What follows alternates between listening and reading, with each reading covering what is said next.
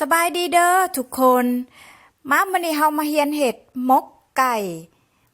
ใส่ห่วงไข่แล้วก็อันใส่ผักกันหยังก็ผักลืมเลยผักอีตู่ภาษาอีสานกับผักอันนั้นเนาะใบแมงลักวิธีเฮ็ดง่ายๆพวกเจ้าเลยก็แซ่บวิธีเฮ็ดก็บ่มีอิหยังก็มีแต่เท่านี้แหละไก่เฮาก็ผักเป็นตอนก็น่าเฮ็ดตอนพอดีเด้ออย่าใหญ่หลายได้พวกเจ้าเวลาไปมกมันจะนานสุกเขาต้องเฮ็ดตอนพอดีไก่นี่ประมาณครึ่งโลไก่แล้วก็ซอยพวกเครื่องที่ว่าเขาจะตำใส่ให้มันหอมนะมีอันน่ะหัวหอมแดงหัวสิงไค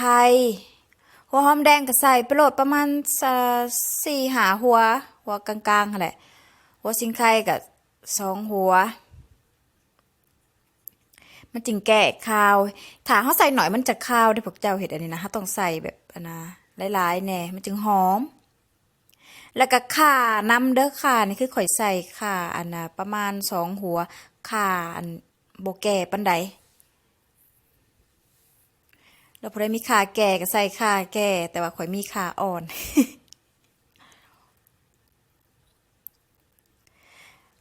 แล้วก็มักเพชร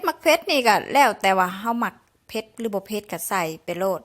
เฮ็ดอาหารลาวนี่เว้าง่ายๆกับอาหารลาวก็คล้ายๆกันกับอาหารอีสานกินอยากคล้ายกันแหละต่างแต่ว่าเฮามักรสชาติได้เฮาก็ปรุงเอาหั่นน่ะแล้วเฮาก็ไปตำ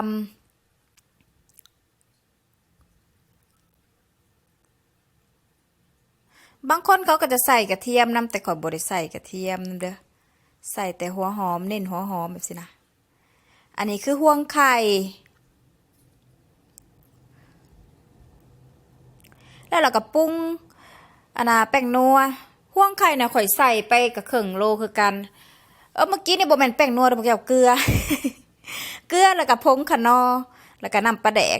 นี่3 บวงตักกินผงขนอค่ะครึ่งบวงตักกินแล้วก็เกลือน่ะใส่ไปโลดจัก2 หรือ 3 บวงน้อยแล้วก็เอาเครื่องที่ว่าเฮาตำนะมาใส่แล้วก็ขอจะใส่ไข่นำเด้อ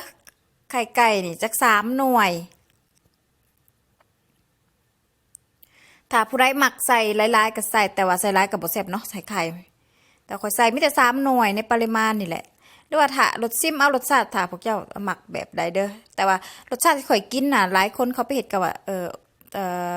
แซ่บได้เพราะว่าข่อยกินออกข่อยบ่มักกินหวานทุกอย่างแล้วก็ข่อยจะกินแบบเผ็ดนัวเค็มส่วนหลายเน้นแบบสั่นมันก็แล้วแต่ว่าเมนูใดหั่นนะแต่ว่าเน้นสำคัญคือให้มันหอมบ่ให้มันคาวนะหอมๆเครื่องว่าซี่นะแล้วก็อันนั้นน่ะมักนวดเข้ากันแล้วก็มาซอย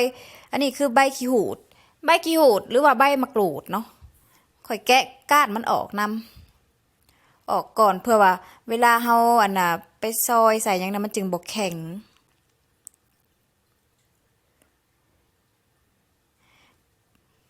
บางคนเขาก็ตำเปลือกขี้หูดใส่ไปในเครื่องพริกมันได้พวกเจ้าแต่ว่าข่อยบ่มีก็ใส่ไปนี่ก็ได้การเดียวกันใส่ไปนี่มันก็หอมกันซอยเป็น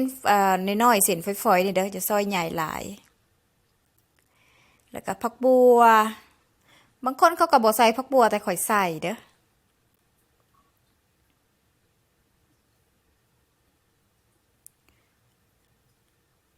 คันหัวมันใหญ่เขาก็ซอยผ่าครึ่งเนี่ยมันจึงบ่อันนั้นใหญ่มาเขะมาขะแล้วก็อันนี้คือใบอันนั้นใบอีตู่ผักอีตู่หรือว่าน่ะผักแมงลักใบแมงลักเนาะภาษาไทยเพราะว่าข่อยต้องเว้าภาษาไทยน้ำหน่อยหนึงเด้อเพราะว่าส่วนหลายกับ FC ไทยก็มีเด้ FC อีสานบางเทื่อเพิ่นก็บ่เข้าใจเด้อล่ะว่าโอ้อันนั้นภาษาไทยนี่แปลไว้ใดเขาก็เว้าตามเนาะแต่ว่า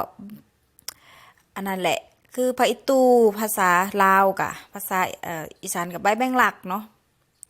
แต่ว่าบางเขตอีสานเพิ่นก็เอิ้นอีตู่คือกันเด้อแหละแล้วเราก็เอามาใส่แล้วก็คน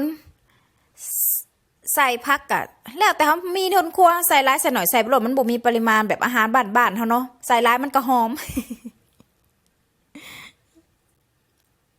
แล้วก็เรียบร้อยเฮาก็มาเตรียมห่อ ใบตองนี่คือข่อยเอาใบตอง2 ใบก็คืออันน่ะทั้งลุ่มน่ะง่ายขึ้นทั้งเทิงน่ะก็ง่ายทั้งเขียวมันลงเพราะมันจะได้หอมแล้วก็ใบตองเนี่ยเฮาต้องเอาไปลนไฟหรือว่าตากแดดให้มันนั่นอันน่ะอ่อนน้อยๆนึงเพราะว่าเวลาเฮาห่อหั่นนะมันจึงบ่แตกแล้วการห่อข่อยก็ห่อบ่ได้สิชำนาญปานใดเด้อ บ่ได้พอโดนๆเฮ็ดกินเทื่อหนึงก็ห่อตามความเข้าใจนี่แหละตามนี่แหละนี่แล้วก็เอาไม้ขัดคันบ่มีไม้ขัดเฮาก็เอาไม้จิ้มแขวเนาะ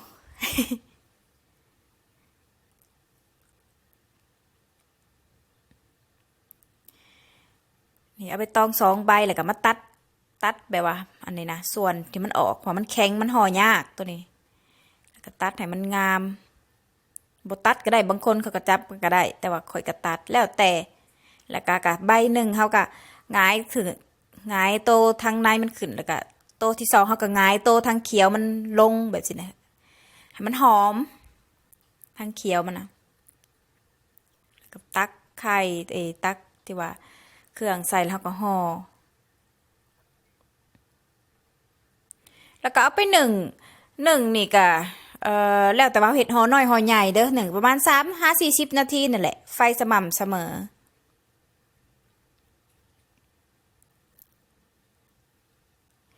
หลังจากหนึ่งสุกแล้วเขาก็เตรียมเสิร์ฟได้เลยเตรียมกินได้เลยข้าวเหนียวแต่ว่ายังบ่ทันได้หนึ่งข้าวเหนียว หลายคนนี่มักเมนูนี่หลายพอคอมาเนาะอันนี้เฮ็ดแบบสไตล์ลาวเด้อแต่เขาบ่ฮู้ว่าอันน่ะทางฝั่งอีสานเขาเฮ็ดแนวใดแต่ก็อยากคล้ายๆกันแหละเนาะลองเฮ็ดเด้อบ๊ายบายมากินน้ำกันบัดนี้กินหมกไก่